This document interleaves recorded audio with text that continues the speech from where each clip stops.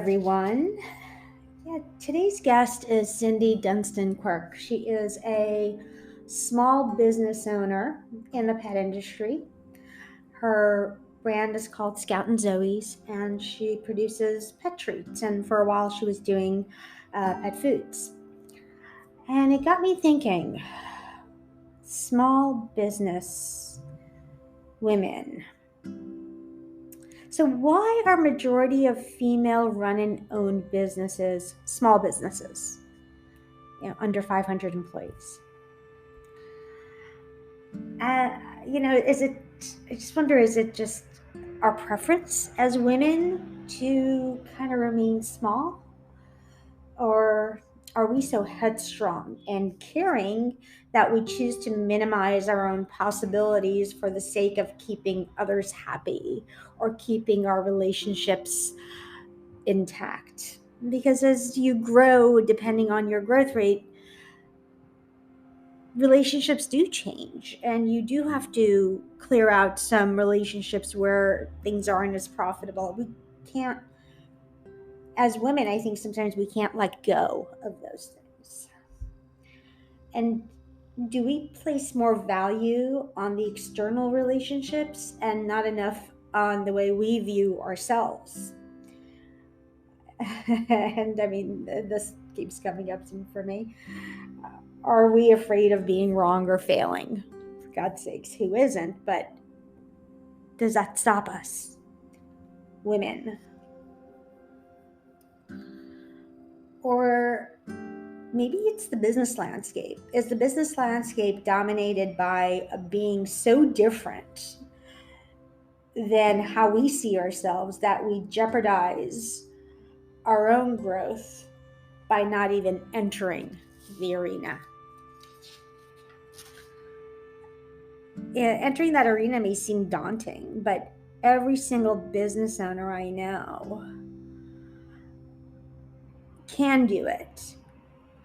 And what I've seen from the outside is it's a matter of self-confidence. We have to get rid of those mind tricks that dominate the day and just get to the next step, the next pathway, no matter the size of that step, whether it's a 1% growth one day to a 25% growth over time. And it doesn't mean that we're not going to fail. I wonder if that holds us back. The fear of failure.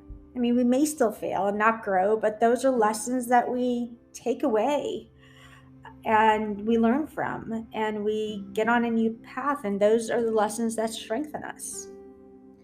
Obviously, when you're a business owner, there are other factors that may diminish the opportunities for business growth. Like, are your products even good enough? Do you have anything that stands out?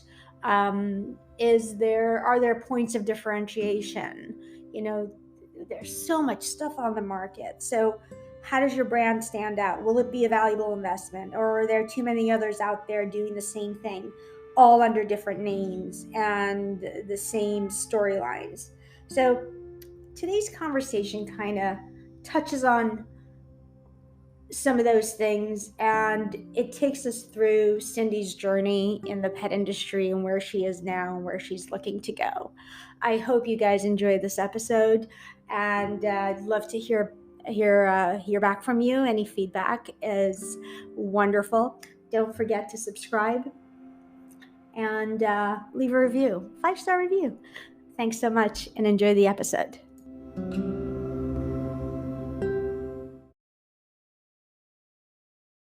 Hello, puppies and kittens. Welcome to the Petropolis podcast. I am here with my friend, Cindy Dunston Quirk of Scout and Zoe's. Scout and Zoe's Pet Treats, and actually Scouting for the Cure, a 501c3 that is scouting to cure cancer. So, and I'm on the board. Hi, Cindy. How are you? Good. How are you? I'm good. So nice to have you, my friend. So nice to have you. Thank I you. adore you. Cindy, tell me what's going on. Tell me about, tell the audience about Scout and Zoe's for those that don't know I don't know anybody in the pet industry who doesn't know who you are, but for those that don't or are new, tell them a little bit about Scout and Zoe's so we can get them familiar with your products. Scout and Zoe were my pups who have now passed. But initially or originally, Zoe had allergies that I needed to find something for her to chew on. Way back when she was a puppy, when she was 6 months old, she started developing allergies. So I tried to, it was a lifelong endeavor to find something for her to chew on and to help her with her allergies. And by the time Scout came, he had allergies too. So initially I developed elk antler dog chews for her to chew on because they were natural and she hadn't been exposed to them. So she wasn't allergic to them, and neither was Scout. And then when the Chinese chicken jerky started killing a bunch of pets, that's when I had my line in the sand moment and said, okay, I've been thinking about treats. Let's go ahead and do this. We came out with 3, chicken jerky, sweet potatoes, and carrots, which are still in the line. But that was way back in 2012. They did so well that later that year we brought in venison and kangaroo and duck, I think. And by that, now, all these many years later, we started out with 5 SKUs in 2010, and now we have over 150, and most of them are treats. And that was the best idea that I had ever had, beyond starting the company, was to bring in the treats, because now we just have, instead of just having products for canines or for dogs, we have canines and felines and small animals and reptiles and amphibians and birds. So we basically can't be everything, all things to all pet owners, but we can certainly hit on most pets around the world. 2010 antlers. Oh wow, I had a pet retail store. So you're one of the first that came out with the antlers, huh? Very Right. innovative. Well, talking about innovation, let's talk about black soldier fly, because you're one of the first who came out with black soldier fly, and we're working I together was on the the project. first. Scout and Zoe was the first company to come out with black soldier fly larva treats. Tell me about it. Tell me about why you went that route, and definitely talk about our little partnership. Okay, so the way it started was Scout and Zoe, I watched them their entire lives, and Zoe passed away in 2014 at the age of 14, and Scout passed away last year, just a year ago now, from cancer. But I watched them their entire lives, and they showed me what I needed to do with Scout and Zoe's, the holes in the market. And so one day I was feeding the 12 pairs of bluebirds that I had in my backyard. And this was like in 2018. And I was feeding the bluebirds mealworms, and the dogs would hover around underneath the feeders as the birds were pecking away, trying to get at the mealworms. And I thought, well, I'll just go to Global Pet and see if I can find a wholesale source for mealworms, because I'm not going to pay retail for these things anymore. I've got a wholesale license. Why don't I use it? And I couldn't find that. And then I started talking to a friend of mine. It's like, well, I want to use this for treats. And he said, well, mealworms aren't approved. And I thought, he said, but black soldier fly larvae will be approved. And then I kind of went on the global floor and thought, okay, well, let me find some people who are growing black soldier flies so I can try to do something with this. And I couldn't. So I started tracking down people after global, and ultimately hit on a United States source for black soldier fly larvae. And at that point, it was pretty easy, because you know how innovative I am. I have this wonderful weird space between my ears, and it's great for cats and dogs, so that they can I can help them rule the world. But anyway, I came up with this idea of black soldier fly larvae, and we formed it into a jerky. And then I brought it out. We introduced these products in November of 2019. So we were the first with any black soldier fly larva products. And it's done really well. We have the whole bugs, the whole bug larva. So it's got the crunch factor to it. We've got the ground larva, so you can use it as a food topper if you don't want to be reminded that it actually is a bug that your dog is or your cat is eating. And then we have the jerky, which is a really wonderful It has a wonderful nutty flavor. So it's almost like eating, if you'd eat walnuts or almonds, it's just this real wonderful nutty flavor. And so that was in 2019. And then because of 2020 COVID, there were no industry trade shows. But when Super Zoo came around in 2021, AFCO, everybody knows who AFCO is, they approved the use of black soldier fly larvae in pet and dog treats 2 weeks before Super Zoo started. So we were right there, right in the thick of things. So we got all this press beforehand, and it's been off to the races ever since. And now, because we knew the cat market was so grossly underserved, these poor cats and kitties and cats don't have, cool cats and kittens don't have anything to eat that's good for them. So we decided that we needed to do something about that.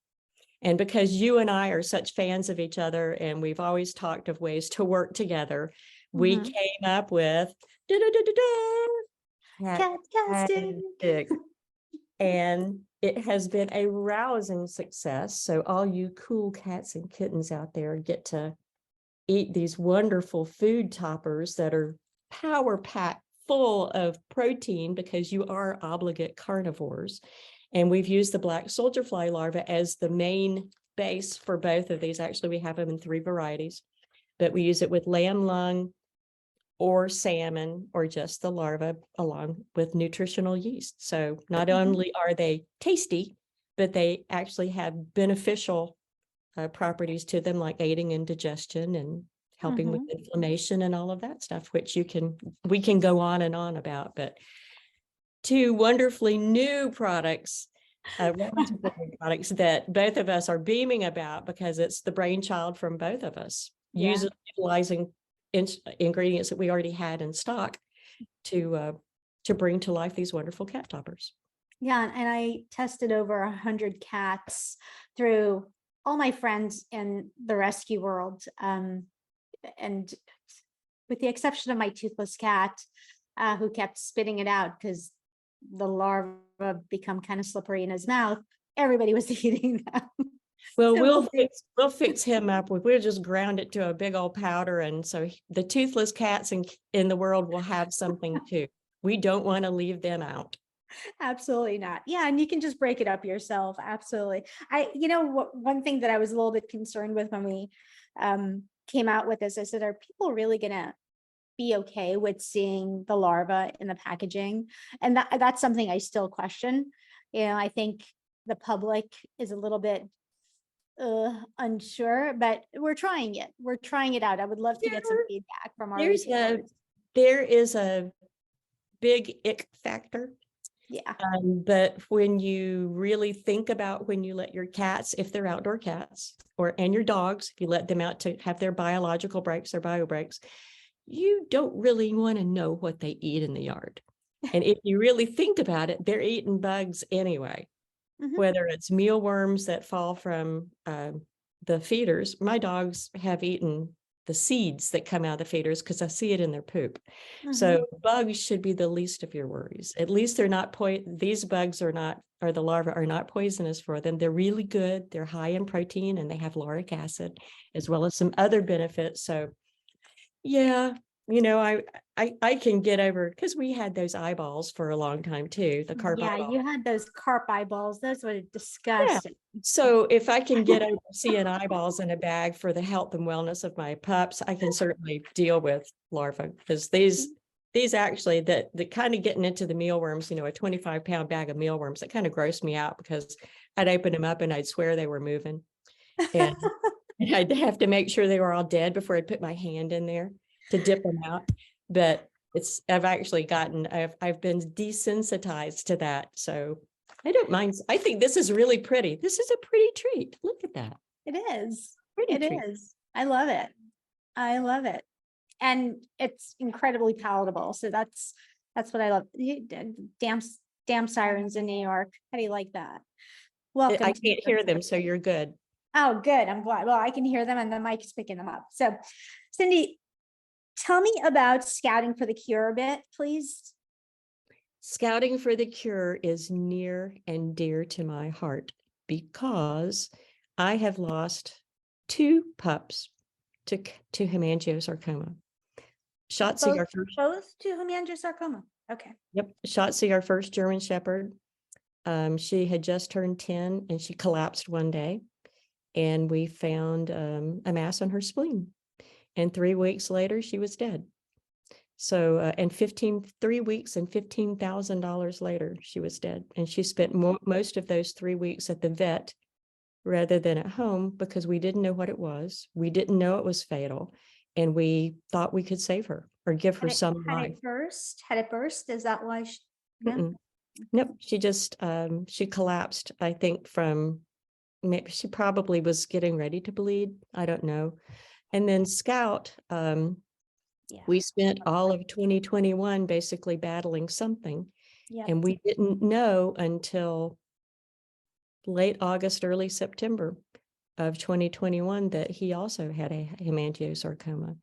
And the treatment was not good because I had to fight for it. In fact, there was no treatment for him because he was so far gone at the time that we found the tumor on his liver.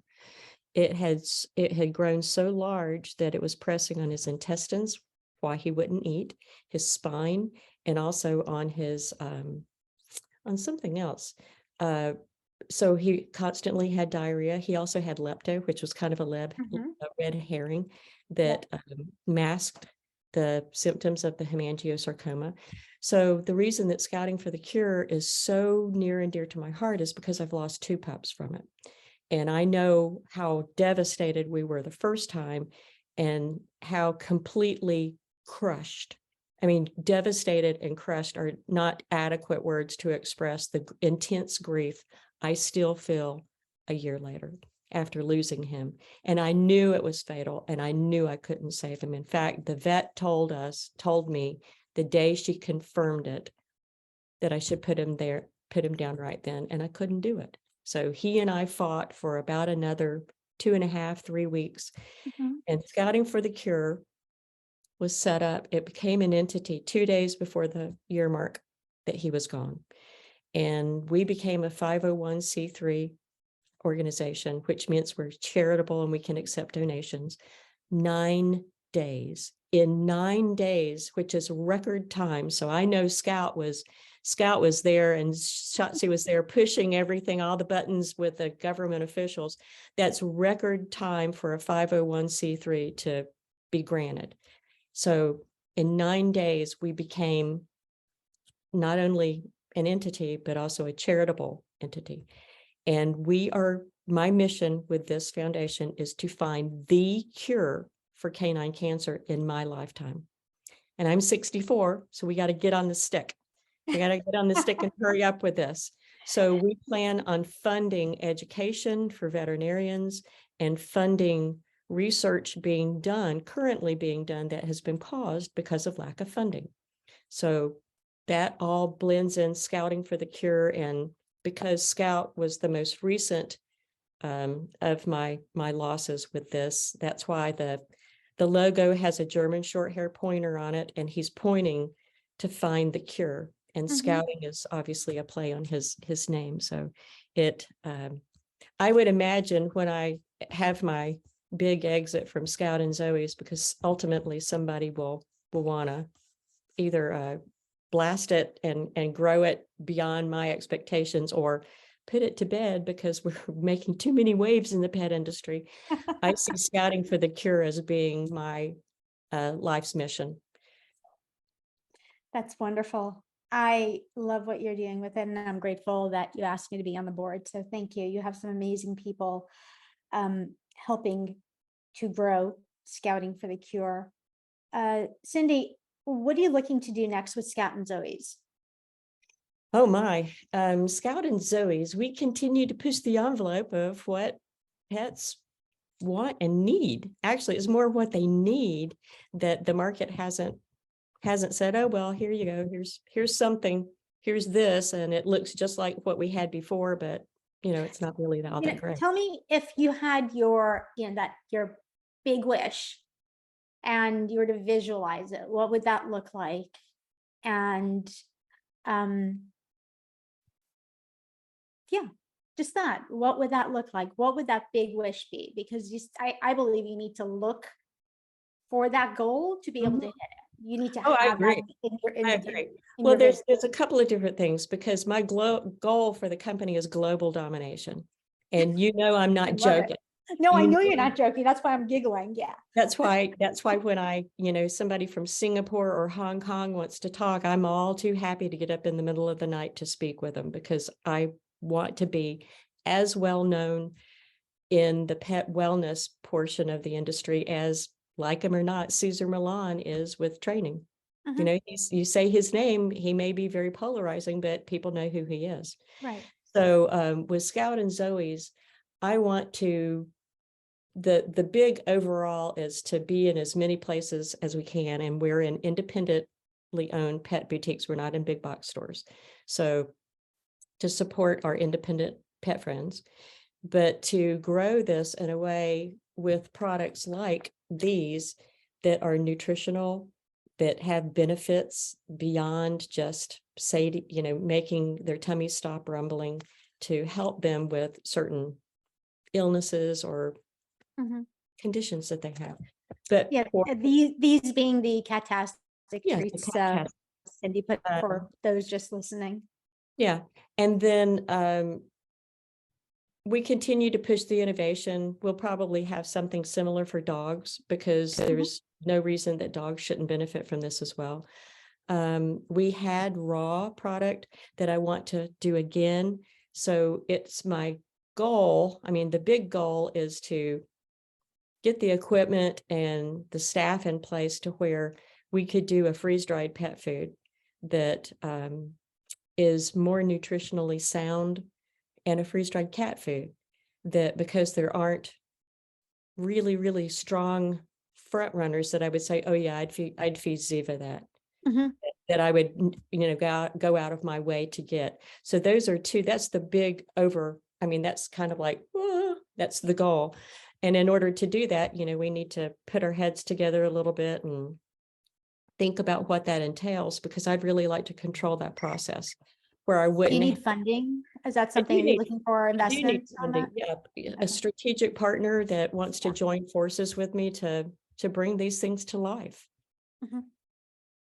Okay. Well, Definitely. Capital, capital's monetary always good. capital and human capital, and along with that, the equipment to do it. Because with the labeling and the packaging, if we did an order last year that was 28,000 pieces or packages, and it took us about 8 weeks to do it. With the piece of equipment that I looked at earlier this year, we could do that in a day and a half. So, with scale comes new issues and new challenges, but that piece of equipment is pretty important to scaling the company. Mhm. But the partnership and the investor, and then the people, and then the equipment kind of all mesh in there at the same time to not implode us but explode us to that global domination kind of Are you status. actively searching for investors at this time? I am. Okay. We have our pitch deck ready, and actually I just pitched to 150 interested parties yesterday Oh, wow. at That's the awesome. inaugural Invest in Women's Founders Summit in Indianapolis at Delta Faucet. It was Brilliant. wonderful. We had a great time. I love it. Good for you. I don't hope. I'm gonna put Juju out there that something comes out of that for Scout and Zoe's and for you. I was one of 9 women founders presenting, actually one of 8 women founders presenting yesterday. And we didn't do it in the traditional male, like, here's my deck, because that doesn't work for women founders. That works for male founders. But for women founders, the way that this was structured was we had an executive who had been successful in their own right with their own company and had exited or is still making strides with their company.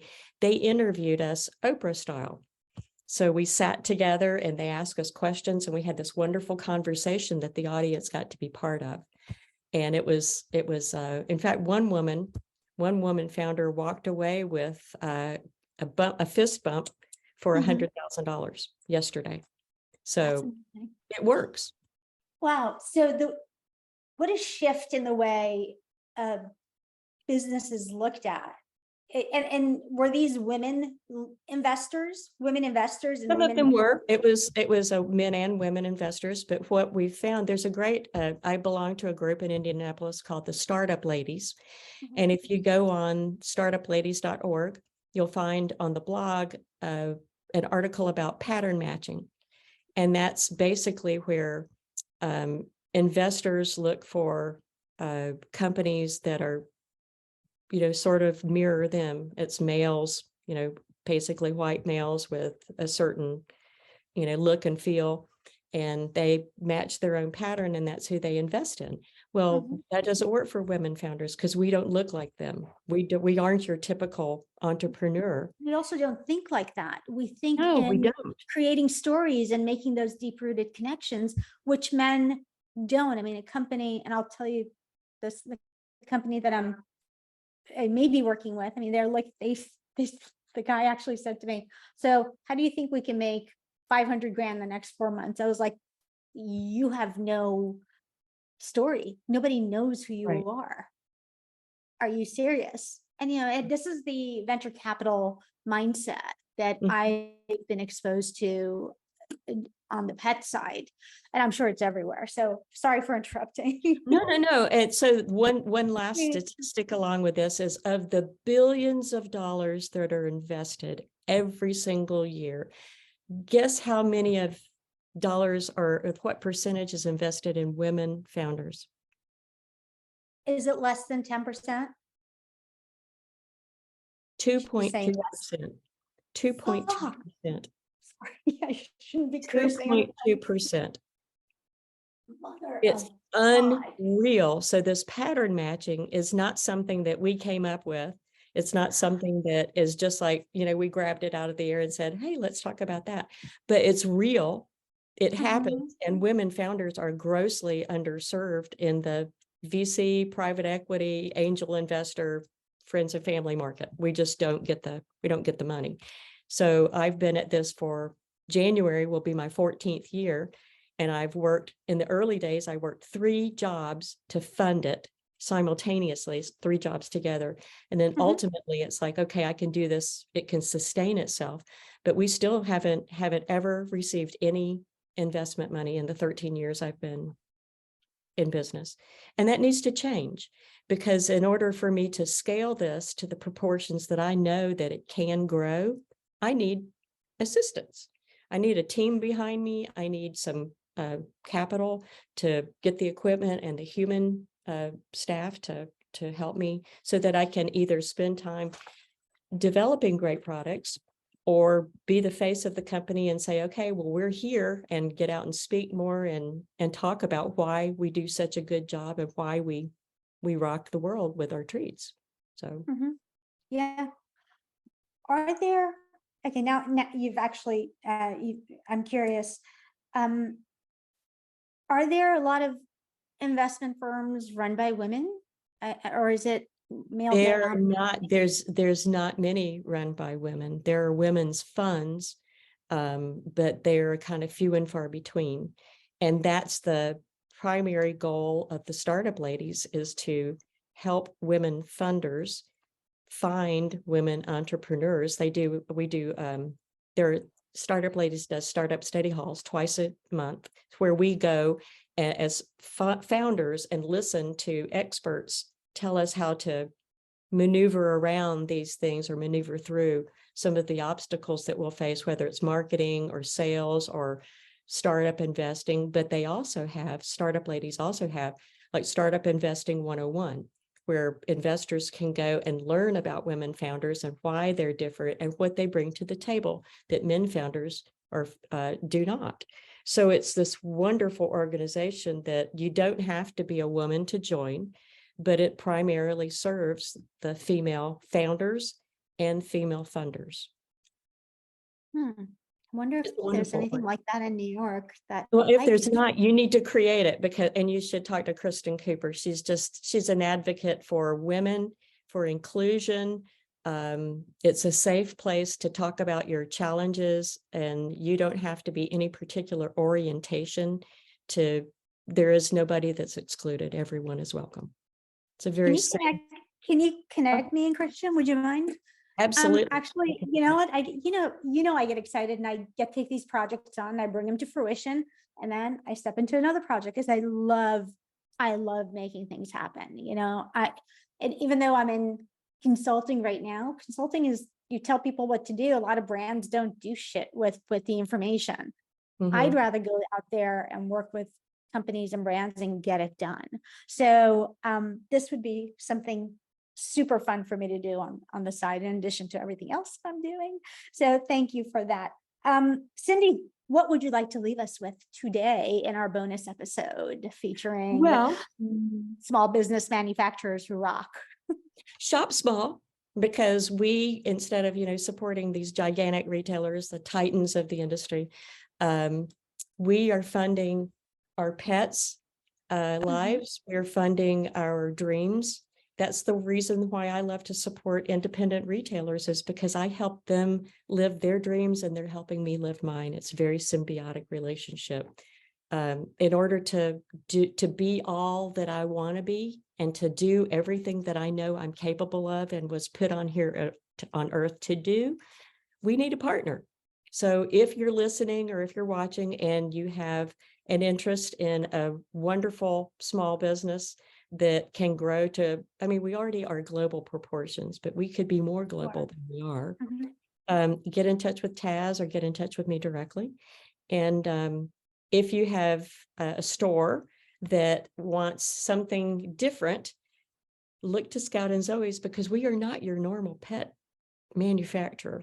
We're not your normal supplier. You will find things with us that really and truly, it comes out of this very odd space between my ears, good for good or not, but for the pets of the world, it's a wonderful space. And I do think that that's the reason that I was put here, is to not only use my voice to help others, but to help all pets live their best, healthiest, longest lives. And just join us in our dance, because we have a good time doing it. And it just brings joy to my heart and my soul when I see a cat or a dog with these gigantic smiles on their faces, because their pet parent loved them enough to get them these nutritious, wonderful treats that we've set out for them to get. Thank you for having me. Thank you so much for doing this. And I'm grateful to be working with you. Thank you, Taz. Feelings mutual.